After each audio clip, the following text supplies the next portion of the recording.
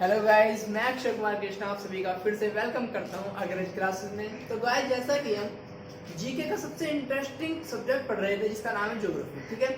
और ज्योग्राफी में मैंने अभी तक क्या क्या कवर कराया है, मैंने आपको हिमालय जो रिसेंट में कवर कराया है वो क्या कराया है, हिमालय में पूरा का पूरा कवर करा चुका हूँ। और उसमें मुझे नहीं लगता कि एक भी क्वेश्चन आपका छूटे, ठीक है। तो लेकिन उसमें एक छोटा सा क्वेश्चन जो बनता रहता है जनरली, और किसके हिमालय के विभाजन से बनता रहता है, ठीक है। तो मैं नहीं चाहता कि आपका एक भी क्वेश्चन छूटे, फिर चाहे आप यूपीएससी लेवल की भी तैयारी कर रहे हो उसमें भी आपका क्वेश्चन बिल्कुल नहीं छूटेगा। इसलिए मैं इस टॉपिक को भी पूरा कवर करा देना चाहता हूँ, ठीक है। उसके बाद हम फिर क्या चलेंगे, थोड़ा सा प्रायद्वीप पे भारत का इंट्रोडक्शन इसी में करा दूंगा, कुछ आगे करा दूंगा।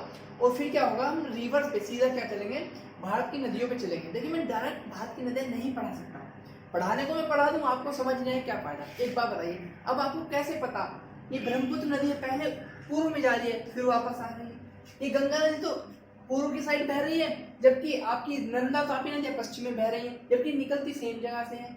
आप ये देखिए, सेम जगह से निकलने पर भी आप देखिए सिंधु और सतलज नदी है वो पश्चिम दिशा में बह रही है, ब्रह्मपुत्र नदी पूर्व दिशा में बह रही है। तो बहने का कारण क्या है, कारण है इनका ढलाव, कि भारत का और भारत के आसपास का ढलाव यानी स्लोप कैसा है, किस डायरेक्शन में नदियों की बहने की दिशा है। तो उसके लिए जरूरी है कि आप पहले अच्छे से भारत की और उसके आसपास की भौगोलिक स्थिति को जानें, ठीक है। तो पहले हम क्या पढ़ेंगे, हिमालय का विभाजन पढ़ेंगे, और फिर बताऊंगा कि कैसे कैसे हिमालय का और भारत का ढलाव किस साइड है, ठीक है। तो आप रेडी हैं? चलिए आप एक हेडिंग डाल लीजिए, क्या डालना है कि हिमालय का विभाजन, ठीक है।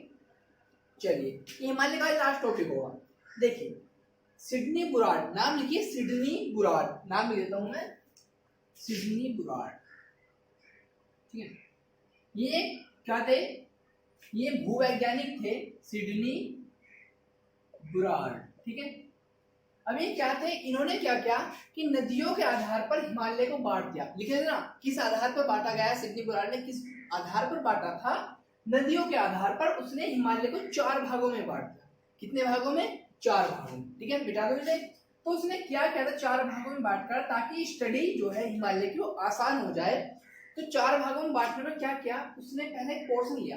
देखो, ये नदी दिख रही है आपको, मैंने बताया था कि मानसरोवर झील के आसपास से 2 नदियां निकलती हैं, बेसिकली 3। पहली क्या है, सिंधु नदी। सिंधु नदी पश्चिम दिशा में, उत्तर पश्चिम दिशा में बहती हुई लद्दाख, ये क्या थी, सबसे ऊपर क्या थी आपकी, काराकोरम श्रेणी थी, ट्रांस हिमालय मैंने बताया था। फिर लद्दाख और फिर जास्कर। तो लद्दाख और जास्कर श्रेणियों के मध्य सिंधु नदी बहती है, जिसके किनारे लेह, क्या था, लेह, मैंने बताया था लेह लद्दाख जो है वो लेह कहाँ पड़ता है, सिंधु नदी के दाएं तट पर पड़ता है। मैंने बताया था, सब कुछ एक एक पॉइंट बताया था। तो सिंधु नदी बहती हुई क्या है, सीधा पाकिस्तान में प्रवेश कर जाती है, ठीक है। उसी के साथ में ये ऊपर जो रेड कलर की बनाई हुई है मैंने छोटी सी रिवर, ये क्या है, श्योक रिवर। मैंने बताया था कि श्योक रिवर क्या है, वो सिंधु की सहायक नदी है। तो सिंधु नदी उत्तर पश्चिम में बहती हुई पाकिस्तान में चली जाती है। यहाँ पर क्या बनाती है, वो गार्ज का निर्माण करती है। गार्ज मैंने बताया था क्या होते हैं, जब नदी बिल्कुल गहरे खाई में बहती है और वो आई आकार की शेप बनाती है पहाड़ी के बीच में, पहाड़ियों को काटकर आई आकार की शेप बनाती है, तो इसे क्या कहते हैं, गार्ज कहते हैं। तो यहाँ पर क्या बनाती है, सिंधु गार्ज का निर्माण करती है, ठीक है। इसी तरह यहाँ से एक सतलज नदी निकलती है, वो हिमाचल में बहती हुई, ये थोड़ा सा पोर्शन उत्तराखंड का भी आता है, हिमाचल में प्रवेश करती है और सीधा फिर कश्मीर और थोड़ा सा फिर पंजाब में बहती हुई सीधी क्या चली जाती है, पाकिस्तान में चली जाती है, ठीक है। इसी साइड से जबकि ब्रह्मपुत्र नदी निकलती है, वो अपने ढलाव की वजह से पहाड़ी इलाकों में बहती हुई पूर्व की तरफ बहती है, फिर अरुणाचल प्रदेश में दिहंग गार्ज के पास से प्रवेश करती है। उसके बाद वो असम घाटी में आती है, जहां पर उसका नाम क्या पड़ जाता है, ब्रह्मपुत्र नदी। वास्तव में इसका नाम चोमो लुंगमा नदी है, जो तिब्बत में कहलाई जाती है। ये चाइना की नदी है, चीन की नदी है। ये फिर ब्रह्मपुत्र नदी असम घाटी में आकर कहलाती है, और कहलाने के बाद फिर ये नीचे आती है और मेघालय के पास से ये क्या है, आपकी बांग्लादेश में प्रवेश कर जाती है। सिमिलरली ये गंगा नदी है जो इस दिशा में बहती है, और इसी साथ में दूसरी धारा यमुना नदी है जो यहाँ पर कहाँ मिल जाती है, ये गलत जगह मिला दिया मैंने, सॉरी। ये आपकी गंगा नदी यहाँ पर इलाहाबाद के आसपास आपकी मिल जाती है।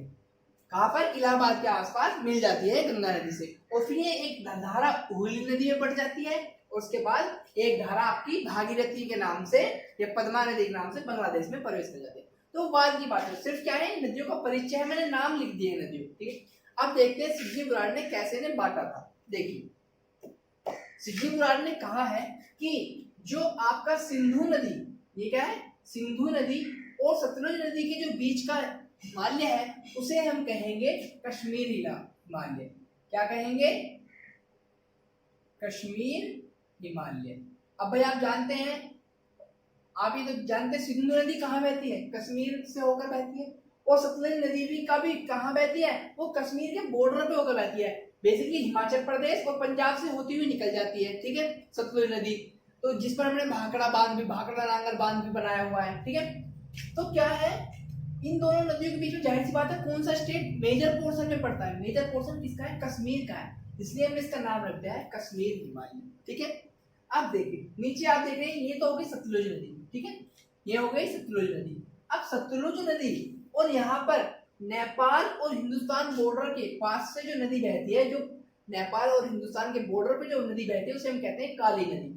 आपने अभी भी सुना होगा नेपाल के साथ हमारा विवाद चल रहा है, तो विवाद क्या था? वो काली नदी को लेकर ही था, ठीक है, क्योंकि काली नदी जो है वो भारत और नेपाल की सीमा को निर्धारित करती है, ठीक है। तो उसी को लेकर था, वो क्या था वो मैं बाद में डिस्कस कर लेंगे हम, ठीक है। तो जो आप लाइन देख रहे हैं ना, ये नेपाल का बॉर्डर, इसी के साथ साथ काली नदी बहती हुई आती है, ठीक है, ये उत्तराखंड के बॉर्डर है, तो बहती हुई यहाँ आकर ये गंगा नदी में मिल जाती है, ठीक है। तो काली नदी और सतलुज नदी, मैं ऐसे कर लेता हूँ इसे, काली नदी और सतलुज नदी के बीच का हिमालय है, इसे हम कहते हैं कुमाऊं हिमालय। क्या कहते हैं? कुमाऊं हिमालय। बेसिकली कुमाऊं हिमालय ही सबसे सुंदर हिमालय माना जाता है। क्यों माना जाता है? कुमाऊं हिमालय में क्या है, ये उत्तराखंड में पड़ता है। उत्तराखंड में क्या है? आपकी फूलों की घाटी है, आपका रानी खेत है, आपका मसूरी है, आपका पिंडसर है, ये बहुत अच्छे अच्छे पर्यटक स्थल हैं। बाकी दून और द्वार, यानी कि दून द्वार मतलब जो घाटी थी लघु हिमालय और शिवालिक हिमालय के बीच, उसे क्या कहते हैं? दून और द्वार कहते हैं, ठीक है। दून और द्वार, तो उसमें दून द्वार में कौन कौन से आते हैं? हरिद्वार आता है, देहरादून आता है, ठीक। तो वो सब कहाँ पड़ता है? आपका हिमालय में ही पड़ता है, ठीक है। फिर उसके बाद आप देखें काली नदी, काली नदी से इधर देखें हम, काली नदी और यहाँ दिख रहे हैं नाम क्या दिख रहा है? तिस्ता नदी। तिस्ता नदी एक छोटा सा पोर्शन है, मैंने बताया था ये सिक्किम है, जब मैंने स्टेट बताया पढ़ाए थे आपको, बताया था सिक्किम का इलाका है, जो ये छोटा सा इलाका है। तो सिक्किम की जेमू ग्लेशियर से तिस्ता नदी निकलती है और यहाँ गंगा नदी की जो धारा है जो बांग्लादेश में प्रवेश करती है उसमें सीधा आकर मिल जाती है, ठीक है। तो तिस्ता नदी और काली नदी आप देख रहे हैं, आपको सिर्फ मैप याद रखना है, आपको हमेशा याद आ जाएगा कि पहले कश्मीर हिमालय, फिर कुमाऊं हिमालय, फिर आपका नेपाल हिमालय। क्यों कहते हैं इसे नेपाल? भाई देखो, इसे ऐसे कर देता हूँ मैं डॉट डॉट करके, तो ये जो आपका इलाका है, ये जो आपका हिमालय इस रीजन में पड़ता है, ये कहलाता है आपका नेपाल हिमालय। क्या कहलाता है आपका? नेपाल हिमालय। अब आप कहेंगे नेपाल हिमालय क्यों कहलाता है? भाई मेरे इस रीजन में सबसे ज्यादा पोर्शन किस देश का पड़ता है? नेपाल का पड़ता है। ऑलमोस्ट पूरा का पूरा नेपाल यहाँ पर कवर हो जाता है। कहाँ पर? काली नदी और तिस्ता के बीच में ही क्या पड़ता है? आपका पूरा का पूरा नेपाल पड़ता है। इसलिए हम इस हिमालय को क्या कहते हैं? नेपाल हिमालय कहते हैं, ठीक है। उसके बाद अब आप देखेंगे ये क्या है? तिस्ता नदी, ठीक है, ये क्या है? तिस्ता नदी। और तिस्ता नदी से लास्ट में अगर देखें, सबसे लास्ट में जाकर क्या नदी बचती है? सिर्फ एक नदी बचती है, वो है ब्रह्मपुत्र, जो बिल्कुल अरुणाचल प्रदेश के पीक पॉइंट, जो सबसे लास्ट पॉइंट के पास से, दिहंगाज के पास से क्या है? हिंदुस्तान में प्रवेश करती है, ठीक है। तो इन्होंने क्या किया कि जो हमारी तिस्ता नदी है और यहाँ पर ब्रह्मपुत्र नदी का दिहंगाज है, ठीक है, तो तिस्ता और ब्रह्मपुत्र के बीच का जो हिमालय है, ये तिस्ता नदी है, और ये क्या है? ये बहकर आ रही है, ब्रह्मपुत्र नदी है। तो इसके बीच में जो भी हिमालय की रेंज पड़ रही है उसे हम क्या कहते हैं? क्या कहते हैं? असम हिमालय। क्योंकि भाई ये रीजन कहाँ है? ये ब्रह्मपुत्र नदी कहाँ बहती है? बेसिकली ब्रह्मपुत्र नदी बेसिकली असम में बहती है। इस साइड क्या है? असम है, ठीक है। सबसे ज्यादा पोर्शन जो ब्रह्मपुत्र नदी का पड़ता है वो कहाँ पड़ता है? असम हिमालय में पड़ता है, ठीक है। तो ये क्या है? असम हिमालय से कहते हैं। कैसे, कितना है असम हिमालय? ये वाला पोर्शन जो है इसे हम कहते हैं असम हिमालय, ठीक। तो समझ में आया इसे क्या कहते हैं? असम हिमालय। तो हिमालय को कितने भागों में बांटा गया है? हिमालय को सिर्फ 4 भागों में बांटा गया। कौन कौन सा, किसने बांटा? सिडनी बुराड़ साहब ने बांटा। कितने भागों में? 4 भागों में। अब मैप देखिए, याद मत कीजिए, मैप देखिए।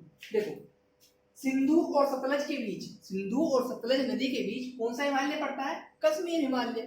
ठीक है, अब आप देखें काली नदी और आपका सतलज नदी के बीच कौन सा हिमालय पड़ता है? आपका कुमाऊं हिमालय। काली नदी और सीधा कहां पर? तीस्ता नदी के बीच में कौन सा हिमालय पड़ता है? आपका नेपाल हिमालय। अब आपको हिमालय भी याद हो गया, कुछ चीजें भी परमानेंट याद हो गई कि नेपाल, काली नदी कहाँ बहती है? हिंदुस्तान और नेपाल के बॉर्डर पर बहती है। इधर तीस्ता नदी कहाँ पर बहती है? ऑलमोस्ट नेपाल के बॉर्डर पर बहती है। और कहाँ जाकर मिल जाती है? गंगा नदी से कहाँ पर? पश्चिम बंगाल में मिल जाती है। ठीक है, पश्चिम बंगाल में गंगा नदी को क्या कहते हैं? पद्मा नदी कहते हैं। क्या कहते हैं? पद्मा। ठीक है, अब तीस्ता नदी और यहाँ पर देहंगार्ज है, किसका किसका गार्ज है? ये आपकी ब्रह्मपुत्र नदी द्वारा बनाया गया गार्ज है। तो ब्रह्मपुत्र नदी और तीस्ता नदी के बीच कौन सी हिमालय पड़ता है? आपका असम हिमालय पड़ता है। ठीक है, तो 4 भागों में बांटा गया। ठीक है, तो इस पोर्शन में बेसिकली इतना ही था। ठीक है, अब कुछ इंपॉर्टेंट पॉइंट लिख लीजिए। ठीक है, हेडिंग वाइज लिख लीजिए। क्या लिखना है? देखिए आपका, मैं थोड़ा सा इसे मिटा दूं, लिख तो ऐसे आपने लिया होगा। चलिए यहां लिख लीजिए कश्मीर हिमालय। कश्मीर हिमालय को मैं ऐसे लिख देता हूँ। ठीक है, कश्मीर हिमालय में आपको क्या क्या पड़ता है? कश्मीर हिमालय में आपका वैष्णो देवी पड़ता है, सब जानते हैं। कश्मीर हिमालय में आपको क्या पड़ता है? अमरनाथ की गुफा पड़ती है, ये भी सब जानते हैं। लेकिन एक जो मोस्ट इंपोर्टेंट चीज नहीं जानते, लिख लीजिए चराय ए शरीफ। चराय ए शरीफ, तो बहुत बार पूछा था कि चराय ए शरीफ कौन से हिमालय में पड़ता है? तो चराय ए शरीफ कहाँ पड़ता है? आपका कश्मीर हिमालय में पड़ता है। ठीक है, उसके बाद क्या आता है? कुमाऊं हिमालय। क्या आ जाता है आपका? कुमाऊं हिमालय। अब कुमाऊं हिमालय आपने नाम भी सुना, कुमाऊं रेजिमेंट कई बार क्वेश्चन कर देता है। तो कुमाऊं रेजिमेंट कहाँ की है? आप आंख बंद कर कह देना कि हिमालय के, क्योंकि हिमालय का ही नाम है कुमाऊं हिमालय। ठीक है, तो इसमें क्या क्या पड़ता है आपका? कुमाऊं हिमालय में आपकी रानीखेत, आप देख सकते हैं उत्तराखंड में क्या क्या है? रानीखेत है, पिंडसर है, देहरादून है, हरिद्वार है, और आपका ऋषिकेश है, और आपका फूलों की घाटी भी यहीं पर है। ठीक है, और आपका मसूरी है। तो बहुत सारी आपकी क्या है, सुंदर सुंदर घाटियां जो है यहाँ पर। फूलों की घाटी वगैरह कहाँ पर पड़ती है? ये सब फूलों की घाटी आप लिख लीजिए, कई बार भूल जाते हैं आप लोग। क्या करते हैं? हिमाचल प्रदेश लिख देते हैं। हिमाचल का शिमला है, मनाली। ठीक है, तो वो कहाँ पर है? जबकि उत्तराखंड में है। या फिर पूछ लेता है कुमाऊं हिमालय कहाँ पर है, तो आप देख लीजिए ये पोर्शन क्या कहलाता है। ये जो स्क्वायर बॉक्स है, ये वाला, तो ये कौन सा पोर्शन है? ये उत्तराखंड का है। तो क्या है? फूलों की घाटी। और कुमाऊं हिमालय में क्या है? गंगोत्री और यमुनोत्री है, जहां से गंगा और यमुना नदी निकलती है। ठीक है, ये हो गया। उसके बाद क्या है? नेपाल हिमालय। अच्छा, एक चीज इंपॉर्टेंट हो, कुमाऊं हिमालय में क्या है?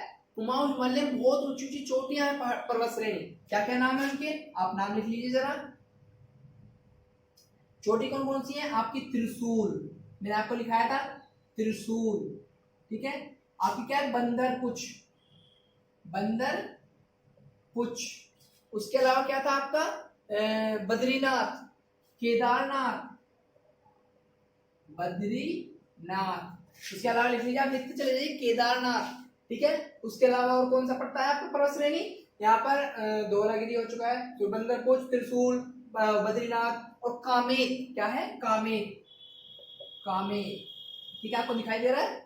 तो कामेत नामक ये क्या है? पर्वत श्रेणी या पर्वत चोटी जो है वो कहाँ पड़ती है? कुमाऊं हिमालय में पड़ती है। ठीक है, क्लियर है? उसके अलावा मैं जरा मिटा देता हूँ। ठीक है, स्पेस कम है। ठीक है, उसके अलावा आपका क्या बचता है? आपका फिर बचता है आपका नेपाल हिमालय। आप सभी जानते हैं नेपाल हिमालय में ही विश्व की सबसे ऊंची चोटियां हैं। नेपाल हिमालय में ही विश्व की सबसे ऊंची चोटियां हैं। तो नेपाल हिमालय में आपका क्या है? क्या है नेपाल हिमालय में आपका क्या है? चलिए, आप जानते हैं एवरेस्ट कहां पर है? नेपाल में है।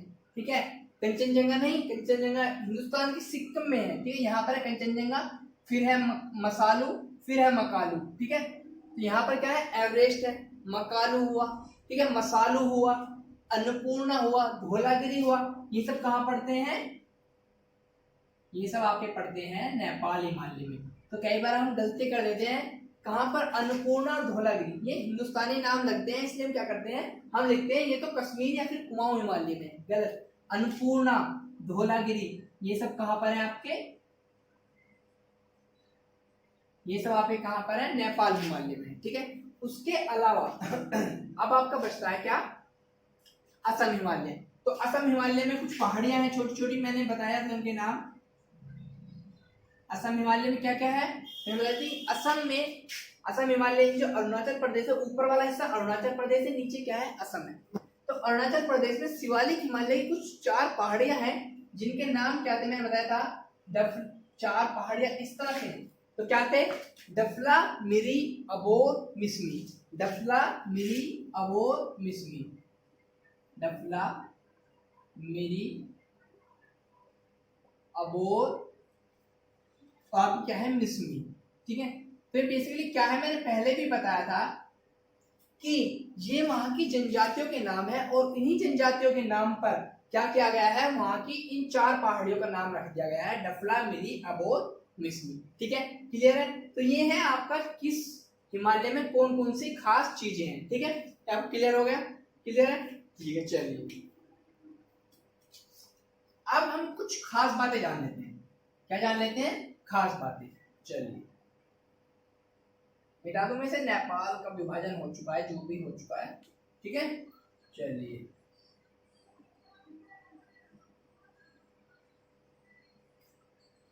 ये हो गया, ये हो गया आपका असम हिमालय, मिटा देते हैं, ठीक है, रब कर देते हैं इसे।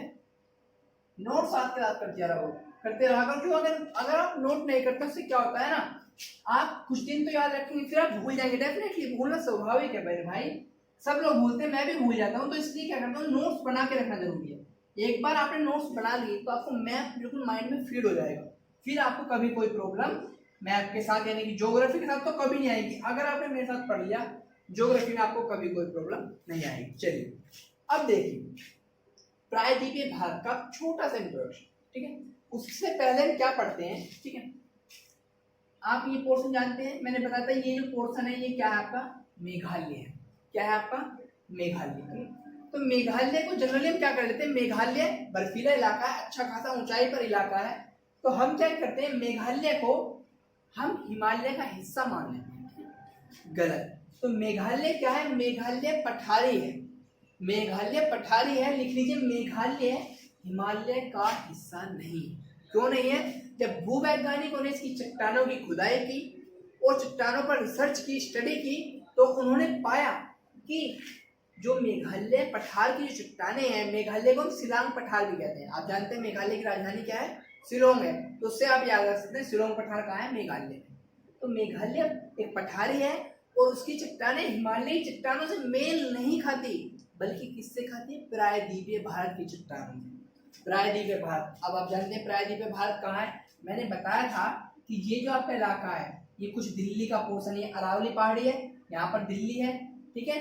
तो ये आप, हाँ ये सॉरी, ये तो राजस्थान हो गया, इस तरह से, ठीक है। ये क्या है, दिल्ली हो गई, यहाँ पे कहीं पे आसपास थोड़ा मैप में हो रहा है, ठीक है। तो दिल्ली हो गई आपकी, ठीक है। वैसे यमुना नदी यहाँ से होना चाहिए, यहाँ पर होगी कहीं पर, तो अरावली पहाड़ी हो गई, ठीक है। इस साइड में आते हुए यहाँ पर इलाहाबाद, मिर्जापुर से होते हुए आपका ऐसे, और नीचे की तरफ जो पूरा साउथ इंडिया है, पूरा दक्षिण भारत, और इस तरह की जो शेप नीचे मैंने बनाई है, इस तरह का जो इलाका है, ये त्रिभुजाकार जो था, ये नीचे का पूरा इलाका क्या है आपका, इधर उत्तर पूर्व में अरावली पर्वत है, दिल्ली वगैरह का इलाका, इससे ये तो होगा पश्चिम में दिल्ली हुआ, और बाकी राजस्थान का कुछ भाग हुआ, पंजाब का कुछ भाग हुआ, अरावली पर्वत हुआ, ये सब क्या है आपका प्रायद्वीपीय भारत का ही हिस्सा है। जबकि अगर हम पूर्व की तरफ चले, पूर्व की तरफ क्या है, यहाँ पे इलाहाबाद के मिर्जापुर से होते हुए, यहाँ पर छोटा नागपुर पठार से होते हुए,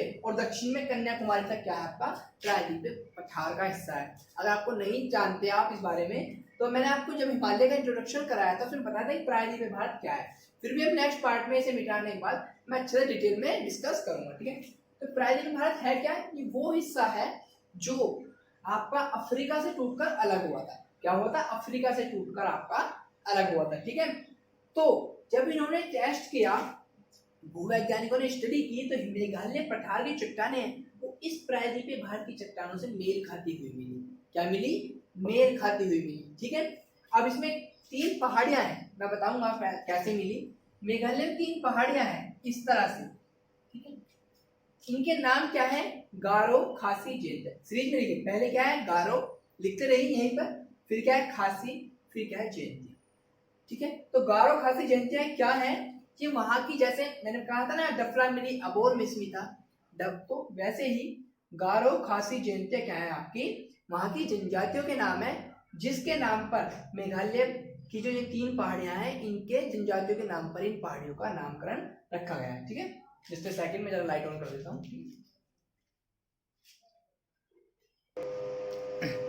ओके, ठीक है, तो ये क्या थी आपकी? गारो, खासी, जैंतिया। तो खासी पर ही क्या है? जो बीच की पहाड़ियों से क्या कहते हैं? खासी। खासी पर ही क्या है आपका? आपका शिलोंग क्या है? मेघालय की राजधानी। और यहाँ पर ही क्या है? चेरापूंजी है। क्या है आपका? चेरापूंजी। आप जानते हैं चेरापूंजी क्या है? कि भारत का वो इलाका है जहाँ पर बहुत अधिक मात्रा में वर्षा होती है। चेरापूंजी और मासिनराम, चेरापूंजी और मासिनराम यहीं पर है। ठीक है, तो चेरापूंजी कहाँ पर है? चेरापूंजी में सबसे ज्यादा अधिक वर्षा कहाँ होती है? चेरापूंजी में होती है। ठीक, सबसे ज्यादा नहीं होती, सबसे ज्यादा जो रिकॉर्ड किया गया है वो मासिनराम में किया गया है, लेकिन पहला रिकॉर्ड किसके नाम पे है? चेरापूंजी के नाम पर। ठीक है, तो जब स्टडी की तो मेघालय के पठार की चट्टानें हैं वो प्रायद्वीपीय भारत की चट्टानों से मेल खाती मिली। ठीक है, तो रीजन क्या था? देखो, जो ये प्रायद्वीपीय भारत है, इसका ये उत्तर पूर्व वाला इलाका, ये पूरा इलाका, ये आपको क्या कहलाता है?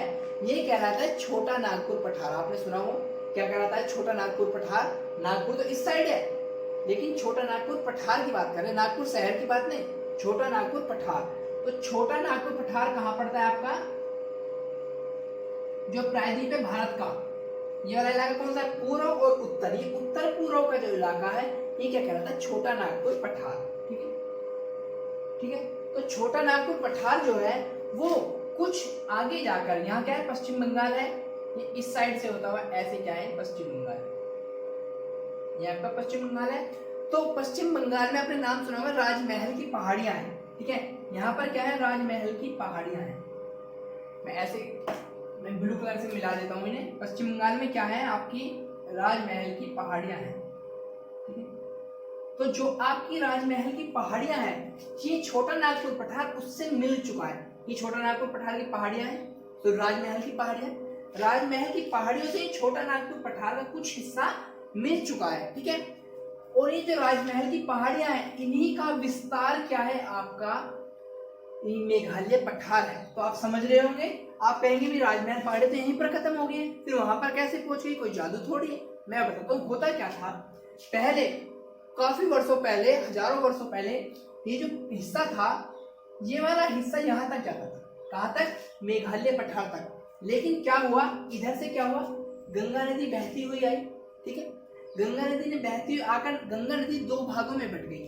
जो पश्चिम बंगाल में हिस्सा बहा गंगा नदी का, उसे कहा गया हुगली नदी, जिसके किनारे क्या है? कोलकाता। दूसरा पोर्शन, दूसरा भाग जो आपका पश्चिम बंगाल में प्रवेश कर गया, उसे भागीरथी या फिर पद्मा नदी कहा गया। भागीरथी यहाँ भी कहते हैं इसे, और यहाँ भी कहते हैं। ठीक है, तो भागीरथी या पद्मा कहा गया, जिसमें आकर ऊपर से मिली तीस्ता नदी। ठीक है, और यहाँ पर पूर्व दिशा की तरफ से आती हुई ब्रह्मपुत्र नदी आकर मिल गई। ठीक है, सिर्फ यही नदी नहीं, जब ये आगे बढ़ी तो आगे मणिपुर से और क्या कहते हैं, नागालैंड से, असम से बहुत सारी नदियां आकर क्या है? बांग्लादेश में मिलती चली गई। ठीक है, तो उसकी वजह से क्या हुआ? जो बीच का ये पहाड़ी हिस्सा है, बीच का पहाड़ी हिस्सा है, वो पूरा का पूरा कट गया। नदियों ने अपने पानी और बहाव के कारण पूरे पहाड़ी हिस्से को काट कर बहाकर समुद्र में इकट्ठा कर दिया। ठीक है, तो रीजन क्या हुआ? यहाँ तक तो राजमहल पहाड़ी का विस्तार पश्चिम बंगाल तक दिखाई देता है, लेकिन उसके बाद जैसे ही बांग्लादेश में प्रवेश करते हैं, बांग्लादेश से बीच में जाकर ये पहाड़ियां बिल्कुल विलुप्त हो चुकी हैं। ये क्या हो चुकी है? विलुप्त हो चुकी हैं। ठीक है, तो विलुप्त होने के बाद इनका कुछ पोर्शन क्या था? असम और मेघालय में दिखाई देता है। जिन्हें क्या कहते हैं, मेघालय पठार कहते हैं। तो असल बात क्या हुई, तो बीच का गैप तो कट चुका है, लेकिन ये पहाड़ी इलाका जो है वो क्या था, वरना पहले कहाँ तक जाती थी, राजमहल पहाड़ियां का विस्तार जो था वो मेघालय पठार तक था, लेकिन बीच का हिस्सा क्या हुआ, कट चुका है। ठीक है, लेकिन चट्टानों से जब हमने स्टडी की तो हमने पाया कि वाकई में ये हिस्सा कट चुका है, जबकि मेघालय पठार कभी वर्षों पहले, मेघालय पठार कभी राजमहल पहाड़ी यानी प्रायद्वीपीय भारत का कभी हिस्सा था। ठीक है, क्लियर है। चलिए, अच्छा एक रीजन आता है कि इतनी सारी नदियां हैं बांग्लादेश में, ठीक है, इतनी सारी नदियां हैं इसलिए तो कट गया है। ठीक है, तो इस गैप को कहते क्या है, जो गैप बीच में आ चुका है इस गैप को कहते क्या है, तो इस गैप को कहते हैं गारो, सॉरी गारो खासी, गारो गैप भी कहते हैं, गारो गैप, या फिर हम इसे मालदा गैप भी कहते हैं। क्या कहते हैं, गारो खासी गैप भी बोल देते हैं, या फिर मालदा गैप भी कहते हैं, या गारो राजमहल भी बोल देते हैं। ठीक है, क्योंकि राजमहल पहाड़ी और गारो पहाड़ी के बीच में है, या फिर इसे मालदा गैप, मालदा गैप भी कहते हैं, मालदा गैप। ठीक है, मालदा गैप भी, इस गैप को, बीच में गैप पड़ रहा है जो कटा हुआ हिस्सा, इसे क्या कहते हैं, मालदा गैप। ठीक है, क्लियर है। उसके अलावा एक छोटी सी बात जो याद रखने वाली है, छोटी सी बात याद रखने वाली ये है कि इतनी सारी बांग्लादेश में नदियां हैं, इसीलिए नोट करने वाली बात है, बांग्लादेश को क्या कहते हैं, नदियों का देश कहते हैं। बांग्लादेश में पहाड़ियां बहुत कम है, बांग्लादेश सिर्फ बॉर्डर पर पहाड़ियां हैं, बाकी पहाड़ियां बांग्लादेश में बीचों बीच में कोई पहाड़ी नहीं है। बांग्लादेश पूरी तरह क्या है, आपका बांग्लादेश मैदानी इलाका है। ठीक है, तो हम बांग्लादेश को क्या कहते हैं, बांग्लादेश को हम कहते हैं नदियों का देश। तो बहुत बड़ा क्वेश्चन बनता है, बांग्लादेश नदियों का देश किसे कहा जाता है, बांग्लादेश को। ठीक है, उसके अलावा आपने नाम सुना होगा नहरों का देश, तो नहरों का देश किसे कहते हैं, हम सोचते हैं भारत क्या है, नहरों का देश है, क्योंकि भारत बहुत बड़ा है, इसमें नदियां बहुत सारी हैं, लेकिन गलत। जो नहरों का देश है, जिसको आप एक्सपेक्ट भी नहीं कर सकते, वो क्या है, आपका पाकिस्तान। तो इसलिए कई बार क्वेश्चन यहाँ से बनता है कि नहरों का देश किसे कहा जाता है, पाकिस्तान। क्यों कहा जाता है, देखो सिंधु और सतलज नदी और उसकी बहुत सारी रावी, चिनाब, झेलम नदियां जो हैं, सहायक नदियां हैं, तो जब पाकिस्तान में प्रवेश करती है तो पाकिस्तान की जो इकोनॉमी थी वो काफी डाउन रही है, वहां पर खाद्यान्न की कमी रही है, इसके लिए उन्होंने क्या किया, पूरे पाकिस्तान में नहरों का एक जाल बिछा दिया।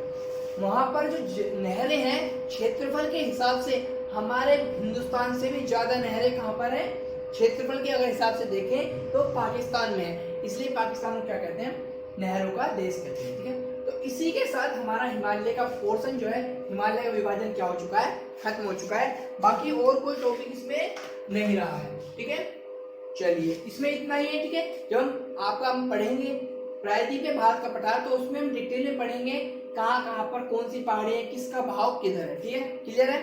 बाकी फिर भी मैं आपको एक छोटा सा इंट्रोडक्शन दे देता हूँ, छोटा सा इंट्रोडक्शन, कि कौन सी नदियां कहाँ पर क्यों बह रही है। ठीक है, आपने देख सकते हैं गंगा नदी कहाँ पर बह रही है, कैसे बह रही है। ठीक है, क्लियर है। चलिए इसे हम आज पूरे को मिटा देते हैं, क्योंकि हमारा एक पोर्शन क्या है, पूरा कवर हो चुका है। ठीक है, चलिए अब हम क्या पढ़ने जा रहे हैं, प्रायद्वीपीय पठार। मैं सिर्फ एक छोटा सा इंट्रोडक्शन दूंगा, इसमें ज्यादा कुछ नहीं करूंगा। प्रायद्वीपीय पठार हम कल से शुरू करने वाले हैं, लेकिन उसका एक इंट्रोडक्शन बहुत जरूरी है। ठीक है, चलिए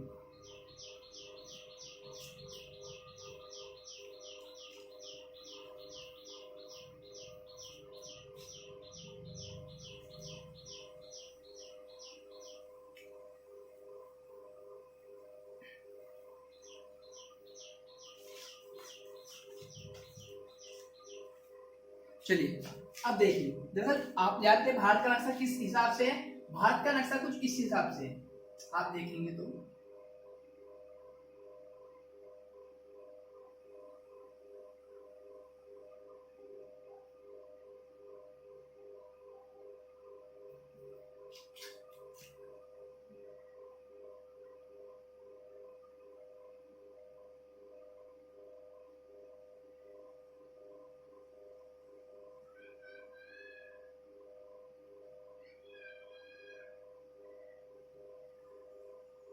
ठीक है, इस तरह से आने के बाद यहाँ पाकिस्तान,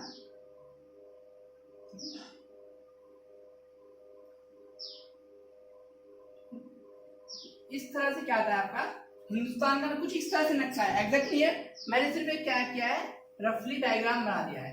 क्या क्या है, एक रफ डायग्राम बना दिया है, थोड़ा सा अच्छा नहीं बना है, ठीक है। तो इस तरह से क्या है, इस तरह से कुछ क्या आपका भारत का नक्शा है, ठीक है।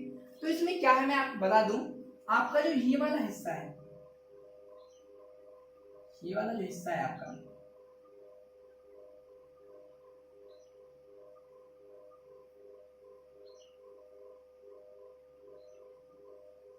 ठीक है, इस तरह से ये जो हिस्सा आपको पड़ता है, ये जो हिस्सा है, ये पूरा पोर्शन, ये आपको क्या कहलाता है, प्रायद्वीपीय पठार कहलाता है। क्या कहलाता है आपका, प्रायद्वीपीय पठार, ठीक है। मैं फिर से बता दूं, ये वाला वो हिस्सा है जो कभी अफ्रीका का हिस्सा होता था, लेकिन ये टूट चुका है। तो टूट कर क्या आया है, ये उत्तर, इस दिशा में, उत्तर और पूर्व में, उत्तर पूर्व की दिशा में ये बहने लगा। उत्तर पूर्व की दिशा में बहने के बाद क्या हुआ, इधर ये अंगारा लैंड का हिस्सा तो मैंने बताया था, और बीच में फिर क्या हुआ, हिमालय का निर्माण हुआ। ये पूरा पोर्शन क्या था आपका, यहाँ पर क्या है आपका, ये हिमालय का निर्माण हुआ है आपका, इस तरह से होता हुआ कुछ, ठीक है। तो ये क्या है आपका, हिमालय का निर्माण हुआ, ठीक है, क्लियर है। तो क्या हुआ, अभी बीच में गैप बच गया, ठीक है, ये बीच में गैप बच गया। तो प्रायद्वीपीय भारत है किस तरह से, अब आप समझ लीजिए, बहुत जरूरी है। प्रायद्वीपीय भारत जब कटा, ठीक है, तो ये जो पोर्शन आप देख रहे हैं ना, ये क्या है, ये तो पठारी इलाका है, पथरीला इलाका है, यहाँ मैदान नहीं, यहाँ मिट्टी नहीं पाई जाती, पथरीला इलाका है, ठीक है। इसलिए यहाँ पर सूखा पड़ता है, यहाँ पर नदियों में वर्ष भर पानी भी नहीं रहता, यहाँ पर अन्न की खेती बहुत कम होती है। जितना भी अनाज चावल उगता है वो सब कहाँ उगता है, आपका उत्तर भारत के मैदान में उगता है, ठीक है। तो उत्तर भारत का मैदान कभी बहुत गहरा खड्डा, ये बहुत बड़ा गड्ढा हुआ करता था, ठीक है। तो बहुत बड़ा गड्ढे में क्या था, जो ऊपर नदियां बहती थी, जैसे कि आपकी गंगा हुई, आपकी यमुना हुई, ठीक है, तो इस तरह से बहती हुई आती थी, और पहाड़ों को काट काट कर मिट्टियां क्या थी, उत्तर भारत के मैदान में छोड़ जाती थी, ठीक है। इसी तरह से जो ऊपर की साइड से ढलान नीचे की तरफ था, जबकि प्रायद्वीपीय भारत, अगर ये वाला पोर्शन देखें, सिर्फ और सिर्फ ऊपर वाला पोर्शन, प्रायद्वीपीय भारत का सिर्फ अगर हम ऊपर का पोर्शन देखें, तो इसका ढलान ऊपर की तरफ होगा, किस दिशा में, उत्तर पूर्व की तरफ, ठीक है। जिसकी वजह से क्या हुआ कि जो नदियां प्रायद्वीपीय भारत से कुछ एक निकलती थी, वो अपनी मिट्टियां काट काट कर वो भी उत्तर भारत के मैदान में लाने लगी, ठीक है, ठीक है। तो इधर सारी नदियों ने क्या किया, मट्टियां काट काट कर, मिट्टी काट काट कर उत्तर भारत के मैदान में छोड़ना शुरू किया, जिससे क्या हुआ, उत्तर भारत के मैदान पूरा क्या होगा, वो मिट्टी से बन गया। वो क्या हुआ, मिट्टी से बन चुका था, और पूरा मैदानी इलाके में क्या हो गई, सिर्फ और सिर्फ पत्थर ना होकर मिट्टी से बन गया। अब नदियां काटकर इस मिट्टी को आई, तो जाहिर सी बात है मिट्टी बहुत उपजाऊ होगी, इसलिए क्या हुआ, इसमें सबसे ज्यादा अन्न और अनाज और चावल वगैरह गेहूं की खेती होने लगी, ठीक है। अब ये क्या हुआ, अगर हम ऊपर से देखें तो ढलान नीचे की ओर है, नीचे से देखें तो ढलान ऊपर की ओर है, ठीक है।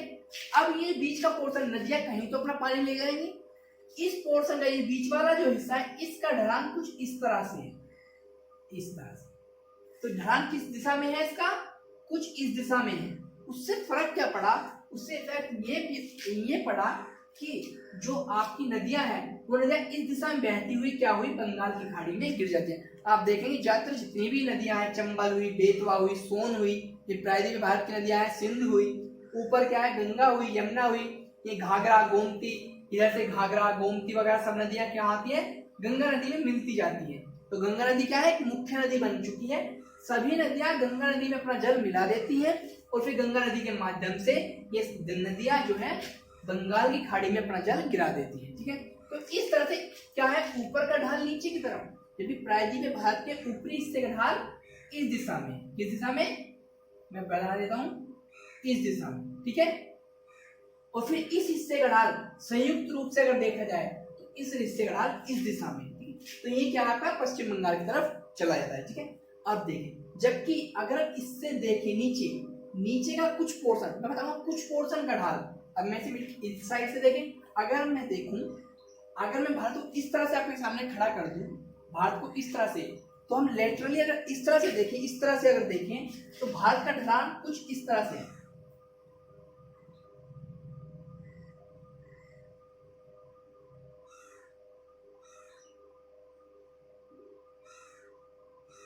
इस तरह से, ठीक है।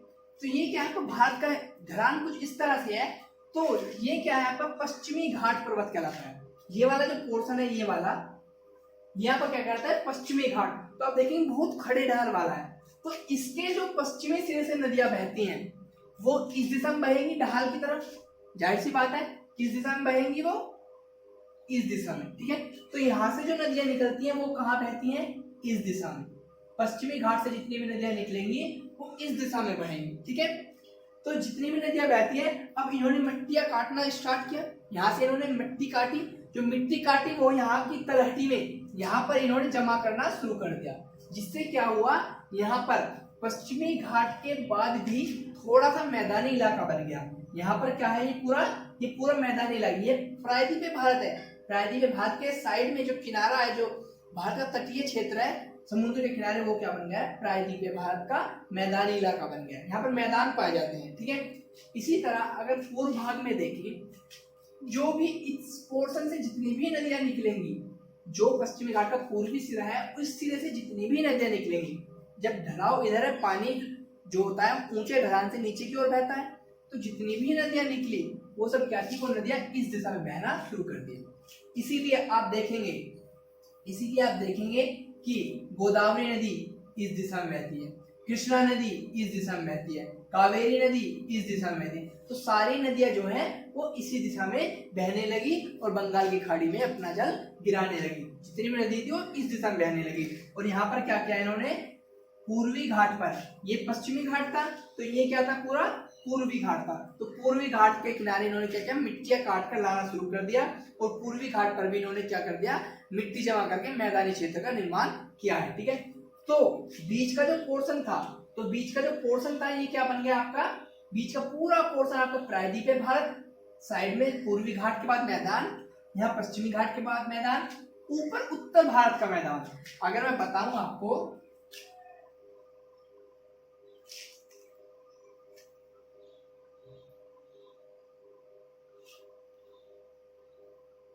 ये सिर्फ इंट्रोडक्शन पार्ट है आपको समझाने के लिए, ताकि आपको डिटेल में समझ में आ जाए, ठीक है।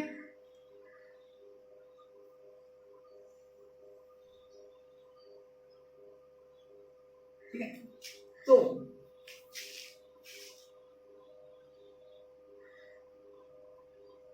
अगर मैं उत्तर भारत के मैदान की बात करूं, सॉरी प्रायद्वीपीय भारत का कुछ हिस्सा, ऊपर के बाद जो नीचे का कुछ हिस्सा है उसका ढलान इस दिशा में, पूरे प्रायद्वीपीय भारत का, पश्चिमी घाट की बात नहीं कर रहा, पश्चिमी घाट के बाद तो जाहिर सी नीचे का इलाका था, ऐसे झुक जाती थी नदियां, ठीक है। लेकिन ये जो पूरा बीच का इलाका है इसका पूरा ढलान नीचे की तरफ है, इसलिए गोदावरी कृष्णा कावेरी सभी नदियां क्या है पूर्व दिशा में बहती है। लेकिन इसका एक एक्सेप्शन मान लीजिए कि प्रायद्वीपीय भारत का जो कुछ इलाका है, कुछ का ढलान तो इस दिशा में है, जो बीच का कुछ पोर्शन है, सिर्फ और सिर्फ कौन सा पोर्शन, विंध्याचल पर्वत और सतपुड़ा पर्वत, ये ऊपर विंध्याचल पर्वत है, नीचे सतपुड़ा पर्वत है, इनके बीच में सिर्फ कुछ घाटी जो है उसका ढलान क्या है आपका पश्चिम दिशा में। इसीलिए सिर्फ दो नदियां, प्रायद्वीपीय भारत की सिर्फ दो नदियां, जिनका नाम है नर्मदा नदी और नीचे इसके तापी नदी, ऊपर नर्मदा नदी नीचे तापी नदी, वो किस दिशा में बहती है, पश्चिम दिशा में आती है। अभी तक न जाने सैकड़ों एग्जाम में क्वेश्चन बन चुका है कि कौन सी नदियां प्रायद्वीपीय भारत की पश्चिम दिशा में बहती है। तो दुनिया भर की नदियां देते हैं, सिर्फ इसमें दो आंसर सही होते हैं। क्या होते हैं कि नर्मदा नदी और तापी नदी क्या है पश्चिम दिशा में बहती है, क्योंकि इसका ढलान क्या है, यहाँ पर थोड़ा सा हिस्सा क्या है नीचे की तरफ को हो जाता है, जिसकी वजह से क्या बन जाता है उसमें ढलान, जो नर्मदा और तापी नदियां है इस दिशा में बहती है, ठीक है, क्लियर। तो ये जो अभी आप ये देख लीजिए कि मैं सिरा बना देता हूं कि अगर हम इतने पोर्शन की बात करें तो ढलान ऊपर की तरफ, ठीक है। अगर हम नीचे वाले पोर्शन की बात करें तो ढलान इस तरफ, लेकिन जो बीच का छोटा सा इलाका है ये वाला, इसका ढलान क्या है पश्चिम दिशा की ओर है, इसलिए प्रायद्वीपीय भारत की सिर्फ दो नदियां पश्चिम की ओर बहती है, ठीक है। और ये जो नदियां हैं मैं बता दूं इनका ढलान किस तरह से है, आप ये देख लीजिए कि ये है आपका, अब मैं घुमा दिया है, मैंने भारत तरफ से थोड़ा घुमा दिया है, ऐसे मैंने ये वाला पोर्शन देखा, ठीक है। तो ये जो उत्तर भारत का मैदान खड्डा टाइप है, ठीक है, ऊपर ये हिमालय हो गया आपका, यहाँ का हिमालय है, क्या है आपका हिमालय, ठीक है। नीचे क्या है पर प्रायद्वीप है, भारत का पठार, ये क्या है पर प्रायद्वीप, प्रायद्वीप है भारत का पठार, ठीक है। तो बाकी सबका ढलान तो नीचे की तरफ इस साइड में हो जाता है, ठीक है। लेकिन जो कुछ पोर्शन है ये ऐसे जाके ऐसे, इसे ऐसे मान लीजिए। तो ये जो पोर्शन आप देख रहे हैं, थोड़ा बड़ा बना देता हूं मैं, थोड़ा बड़ा बना देता हूं। किस तरह से? और फिर ऐसे, और फिर ऐसे, और फिर ऐसे। ये क्या है? ऊपर क्या है आपका हिमालय पर्वत है, नीचे क्या है प्रायद्वीप पे भारत का पठार है।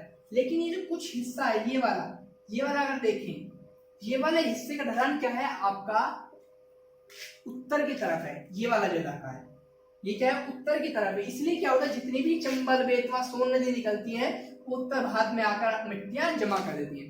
और जो आपका ये उत्तर में हिमालय है, ये वाला जो हिमालय, इसका ढलान नीचे की तरफ है, ठीक है। तो इसका ढलान क्या है? नीचे की तरफ। इसलिए मिट्टियां काट कर नदियां कहाँ लाती है? उत्तर भारत के मैदान में। कहाँ लाती है? उत्तर भारत के मैदान में। और यहाँ पर आकर इन्होंने मिट्टियां जमा करना शुरू किया। जमा करते करते क्या हुआ, इस पूरे इलाके में मिट्टियां भर गया। मिट्टी भरने से क्या हुआ, ये पूरा मैदानी इलाका बन गया, मिट्टी वाला इलाका बन गया, जिसके कारण ये सबसे ज्यादा उपजाऊ है। जबकि ये पूरा पथरीला इलाका है, ये पूरा पथरीला इलाका है, लेकिन ये क्या है? उपजाऊ इलाका है, ठीक है। और यहाँ बीच में नदियां आने के बाद इसका ढलान किस दिशा में बना? जब नदियां यहाँ बीच में आ गई, इसका ढलान इस दिशा में बना। किस दिशा में? ऐसे। इसलिए क्या हुआ, जो नदियां बीच में आने के बाद कहाँ है? बंगाल की खाड़ी में अपना जल गिराने लगी। तो ये क्या है? ये तो सिर्फ बेसिक था। बेसिकली हमारा आज का कंटेंट जो था वो था आज का हिमालय का विभाजन। उसको आप टॉपिक में लिख लिया। ये बाकी की बातें मैंने आपको समझाने के लिए इसलिए बताई हैं ताकि आपको समझ में आ सके कि नदियां किस दिशा में क्यों बहती है। यही कारण है गंगा नदी पहले ऊपर से नीचे की ओर आती है क्योंकि ढलान नीचे की ओर है। उसके बाद फिर पूर्व की ओर दिशा में बढ़कर बंगाल की खाड़ी में अपना जल गिराती है। चंबल, बेतवा, सोन नदी, उनका ढलान नीचे की तरफ है, इस दिशा में। इसीलिए क्या है, वो नीचे की साइड से ऊपर यहाँ आती है और यहाँ पर उत्तर भारत के मैदान में गंगा नदी में अपना जल गिराती है। और फिर क्या करती हैं वो, पश्चिम बंगाल से होते हुए और आपका बांग्लादेश से होते हुए आपका बंगाल की खाड़ी में अपना जल गिरा देती है, ठीक है। जबकि जो बाकी नीचे वाली नदियां हैं वो प्रायद्वीप भारत की, वो इस दिशा में बहती है। सारी क्या बहती है? उनका ढलान इस दिशा में है। इसलिए सभी नदियां कृष्णा, कावेरी, गोदावरी बंगाल खाड़ी में इस दिशा में अपना नदी का जल गिराती हैं। सिर्फ छोटे से पोर्शन विंध्याचल और सतपुड़ा पर्वत के बीच का जो पोर्शन है उनका ढलान पश्चिम की ओर है। इसलिए नर्मदा नदी प्रायद्वीप भारत की एकमात्र दो नदियां हैं जो आपका पश्चिम दिशा में बहती हैं। ये पूर्व दिशा हो गई, ये तो पूर्व दिशा है, ये सब क्या है? पश्चिम दिशा में बहती हुई। इधर क्या है? अरब सागर की खाड़ी में, या हिंद महासागर कह सकते हैं, या फिर अरब सागर की खाड़ी में अपना जल गिराती है, ठीक है। तो आज के पोर्शन में सिर्फ यही था, ठीक है। आपको भारत का ढलाव समझ में आ गई, भारत का ढलाव किस साइड है, तो अब आप बता सकते हैं कौन सी नदी किस डायरेक्शन में बहती है, ठीक है। तो अगर आपको हमारा कंटेंट अच्छा लगे, वीडियो अच्छी लगी तो ज्यादा शेयर करो, लाइक कर सकते हो। अगर अच्छी ना लगी तो मैं कहता हूँ डिसलाइक का ऑप्शन भी आपके पास है, बिल्कुल शौक से आप डिसलाइक का बटन दबाइए, ठीक है। अनसब्सक्राइब कीजिए चैनल को, ठीक है। आपको अच्छी लगी तो स्किप कर सकते हैं, आगे बढ़ सकते हैं, लेकिन समय वेस्ट नहीं करना है। लेकिन हम अपनी सबसे बेहतर कंटेंट प्रोवाइड कर रहे हैं जितना कि हो सके, ठीक है। तो अगर अच्छा लगता है ज्यादा शेयर करो, सब्सक्राइब करो, लाइक करो, ठीक है। Thank you.